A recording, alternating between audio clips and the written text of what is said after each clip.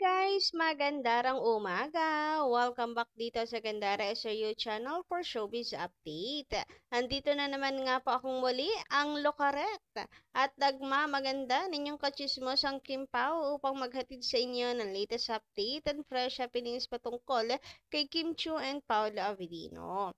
And para nga po guys, sa araw na to, ang pag-uusapay natin ay tungkol dito sa tampuhan ng Kim Pao na maugong na pinag-uusapan ngayon sa social media. Ano kaya ang reason bakit sila nagkatampuhan? Gayong masaya naman ng Kim Pao sa kanila pong pagpunta sa LA. Yung mga ganaps nila doon parang anong saya-saya. May dahilan ba para magkatampuhan ang Kim Pao? And mukhang totoo daw talaga na may tampuhan based sa pagpasok ni Kim Chiu sa Showtime.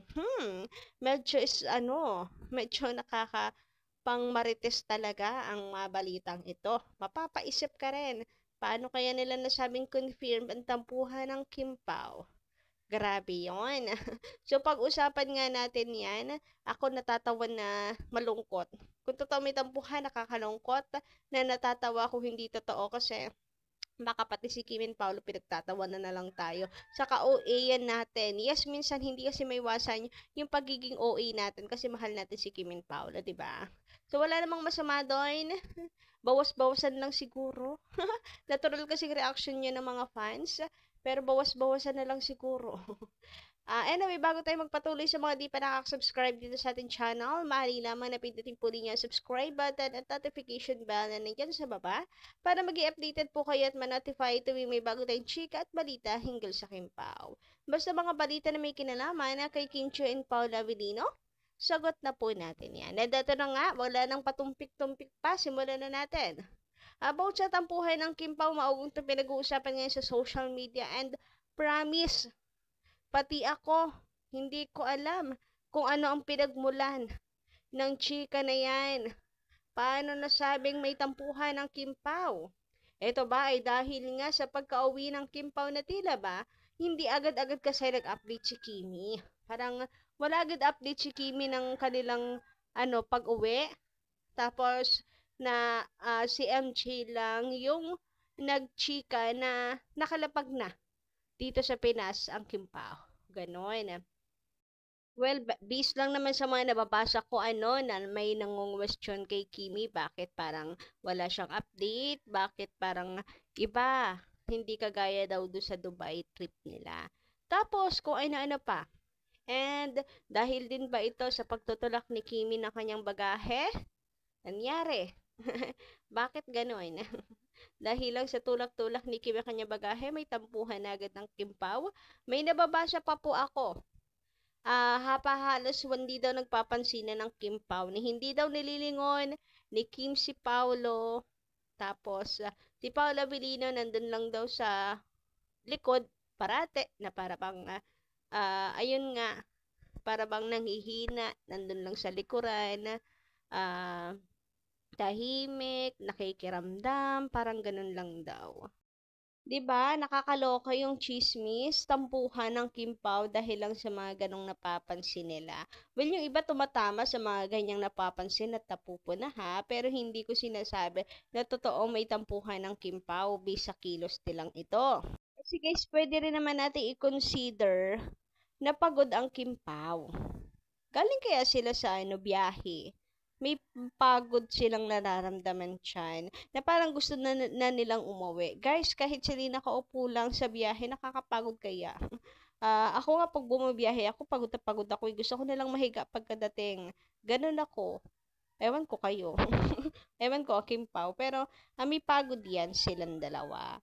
Pwede natin yung i-consider. Kasi 'di ba, nung nasa LA pa naman sila, ang saya lang nila. May paggala pa nga sila, 'di ba? Nagkakantahan pa, ayan. Si Paolo nag-rapper pa. Masaya sila. Ang dami nga mga ayuda, 'di ba? Ang saya-saya lang tapos yung pauwi, galit na agad, nagkatampuhan agad. 'Di ba pwedeng uwing-uwi na lang talaga sila? Parang gano'n, yun yung ko naman thought about this. Na siguro nagiging OA lang yung ibang fans kasi nga gusto nila always prinsesa si Kim kaso strong independent woman si Kim. Ito pa, naging matunog pa yan na nung pag-uwi sa show, pag-uwi sa Showtime. Nung pumasok sa Showtime si Kim, kasi expected ng iba na i-hype, bubunutin ng todo-todo si Kim Chu. And si Kimi kilig-kilig, ganyan. Pero parang disappointed sila kasi nagpasalamat lang si Kim Chu, tapos walang masyadong nabanggit na Paolo Avellino daw. Parang hindi daw masyadong binunot si Kim. Parang hindi daw siya bunot na bunot ganon. Na para bang, wala, pati daw si Kim Chu parang ilag. Nabanggitin si Paolo, parang ganon. Ewan ko ba, bakit ganon yung mga pinagsasabi nila? Puro may love will make you disappear lang talaga for work, ganyan. Eh, ano ba gusto nyo? Totoo ng mga para sa work, yung ipinunta nila sa LA. And nagpasalamat si Kim Chu sa suporta ng magsuporta ng mga tao doon sa pagpopromote nila ng My Love Will Make You Disappear, and syempre sa atin na nag-aabang din naman ng mga updates nila. Hindi ko alam kung ano pa iniintay nila, pero dahil nga daw dyan, naamoy nilang totoo daw ang tampuhan ng Kim Pao. Parang welcome back lang daw nila si Kimi eh. Welcome back sa Showtime Kim Chu after ng kanyang napaka abang araw na pagkawala dahil sa pagpopromote ng My Love Will Make You Disappear. Pero walang gasinong bunot unlike daw before na todo-todo sila. Naghahanap na yung iba. Guys, Showtime yan. Hindi yan show ni Kim Chu. Baka nga pati si Kim Chu medyo nahihiya na sa management at lagi siyang binibida eh. 'Di ba? Guys, wake up. Parte lang ng show si Kimi pero hindi siya yung show. Para laging Kim Pao na lang pag-usapan always sa Showtime. Guys, ayan. Dapat maging thankful po tayo kasi lagi na po promote ang My Love Will Make You Disappear. 'Di ba? Kayo guys, tingin nyo may tampuhan talaga ang Kim Pao? Kasi para sa akin naman wala. Pagod lang siguro talaga ang Kim Pao noon. Kaya medyo lowbat na sila nung pauwi na sila, 'di ba? Sa video, kung si Kim man yung nagtutulak na kayang maleta, no kanyang mga bagahe, sama-sama naman yun guys. So, hindi naman niya buhat-buhat mag-isa lang lahat ng 'yon. I mean, pauwi na kasi sila kanya-kanya ng ruta. Kaya siya na yung siya na yung bahala sa gamit niya ganon. So, for me, wala. And kung sakali man na may tampuhan, parte naman yon ng relationship na ganyan na flavor ba siya ng relationship. Pero hindi ko i-issue kahit kailan yung pagtutulak ng maleta ni Kimi. Grabe, apaka-OA sa part na yon. Pinabayaan agad daw ni Paulo. Anyway, sabi dito, kung may hidwaan sila, para sa akin, mas okay na yon. Diyan kasi masusukat kung gaano kayo katibay o gaano nyo kamahal ang isa't isa. Ito yung sinasabi ko, okay lang. Kung may tampuhan sila, walang problema. Ang hindi ako okay ay yung i-issue nyo, pati po yung pagtutulak ng maleta ni Kimi na sinasabing pabaya si Paolo Avellino. Wow, grabe. As in, sobra na yon. Sabi pa dito, o gaano nyo kamahal ang isa't isa. Mabuti nang magkaalaman hanggat maaga pa, kaysa naman tumagal pa, hehehe.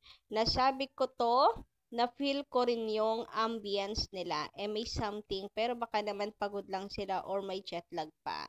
Yes, pwede na natin i-consider na pagod kasi sila. Ayan, iba talaga yung ambience nila. Eto pa, kung totoo man ang ating haka-haka, sana naman, maliit lang natampo yan at maresolba agad. Samantala, sabi naman dito, feel ko may LQ ang dalawa kasi bakit hindi si Pao yung nagdala ng baggage ni Kimi? Ayan. Pag may LQ, pababayaan na ni Paolo, hindi ganon. Anyway, eto pa. Wala namang limit guys ang pagiging gentleman ni Paolo Avellino just because may tampuhan pababayaan na. Ano tingin nyo kay Paolo? Immature. So, ayun, may kanya-kanyang ruta lang siguro talaga sila na ngayong pauwi na sila. Eto pa, sabi pa dito, saka bakit parang malungkot mga mata nilang dalawa? Saka bakit parang walang usapan ang dalawa. Parang hindi daw kasi nag-iimikan talaga. Yun yung sinasabi ko sa inyo sa una nating vlog na parang ano nga raw, hindi, walang lingunan, walang pansinan, napakatahimik, parang wala rin daw sa mood magpa-interview kay MJ, ang baba rin daw na energy ni Kimi, ganyan. Awan ko bakit pati po. Hindi nila na ano, hindi nila na tawag dito, naiisip yung difference ng excited sa pagod. Ewan ko. So, kagaya nito, inaano po kasi, hindi hinahalin tulad, tawag dyan, kabaligtaran ng hinahalin tulad. Ano ba yung nasa dulo ng dila ko? Itong dalawang to, picture. Yung dalawang picture niya yan, nung papunta pa lang sa LA sa pauwi, ibang-iba daw ang Kimpaw. Grabe yan naman yon. Syempre, excited pang Kimpaw papunta doon. Puno pa talaga ng energy yan. Pag uwi, talaga mang pagod. Pagod na pagod. Gusto na lang pong magpahinga. Ganon. Sana po ay kinukumpara pala. Yan. Kinukumpara. Ano ba yung simpleng word? Hindi ko mabanggit agad. Anyway, hanggang dito na muna nga ating update. Naloloka na ako. Sa mga hindi pa nakaka-subscribe, pakiclick lang ating subscribe button para mag-updated ka sa susunod dating balita. Maraming salamat!